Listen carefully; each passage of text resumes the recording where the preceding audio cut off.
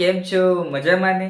જો આ વિડિયોની અંદર આજે આપણે જોઈશું આવા ટાઈપના એક્ઝામ્પલ, આવા ટાઈપના પોઈન્ટ વાળા એક્ઝામ્પલને આપણે મલ્ટીપ્લાય કઈ રીતે કરીશું. જો કેલ્ક્યુલેટર તમે વાપરો છો તો કેલ્ક્યુલેટર વાપરવાની જરૂર નથી, તો 5 સેકન્ડની અંદર આન્સર મળી જશે. તો ચાલો વિડિયો મદદથી આપણે શોધીએ. જો આવા પોઈન્ટ વાળા એક્ઝામ્પલ આપેલા હોય, તમે કેલ્ક્યુલેટર વાપરતા હોય તો કેલ્ક્યુલેટર વાપરવાની જરૂર નથી. તો જોતા રહેજો વિડિયોને અંત સુધી, વિડિયોને અંત જોતા રહેજો અને ચેનલને સબસ્ક્રાઇબ કરી દેજો અને લાઈક આપી દેજો.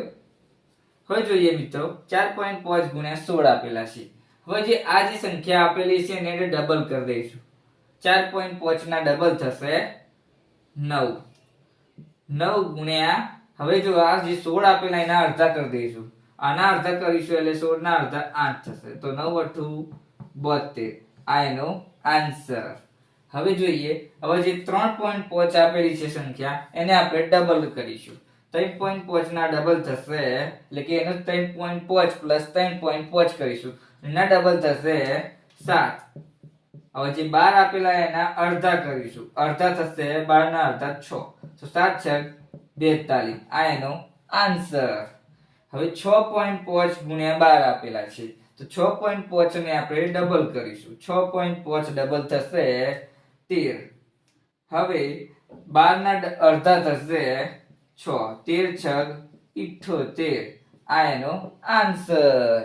હવે બીજી સંખ્યાઓ જોઈએ આપણે. 2.5 ગુણ્યા 14 આપેલા છે તો જો 2.5 ને ડબલ કરીશું તો થશે 5. 14 ના અડધા કરીશું થશે 7. 7 × 35. આ એનો આન્સર. હવે બીજું એક્ઝામ્પલ જોઈએ. 4.5 ગુણ્યા 10 તો 4.5 ના ડબલ થશે 9. 10 ના અડધા થશે 5. 9 × 45. આ એનો આન્સર. હવે 5.5 ગુણ્યા 12 કરીએ તો 5.5 ના ડબલ થશે 11 અને 12 ના અડધા થશે 6. તો 11 × 66. આ એનો આન્સર. હવે બીજા એક્ઝામ્પલ જોઈશું. હવે મારી સાથે તમે કન્ટિન્યુ ગણતા રહેજો એટલે જોઈએ કે આપણી સ્પીડ કેટલી. એક્ઝામ્પલ જોઈશું. 7.5 ગુણ્યા 10 આપેલા છે તો 7.5 ના ડબલ થશે 15. 15 ગુણ્યા 10. 10 આલ્યા, 10 ના અડધા કરીએ 5. 15 × 5 = 75. આ એનો આન્સર. હવે જોઈએ 6.5 ગુણ્યા 12. 6.5 ના ડબલ થશે 13. આના અડધા થશે 6. 13 × 78. આ એનો આન્સર.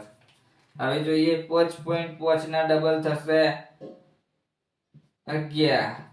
14 ના અડધા થશે 7. 11 × 77. આ એનો આન્સર.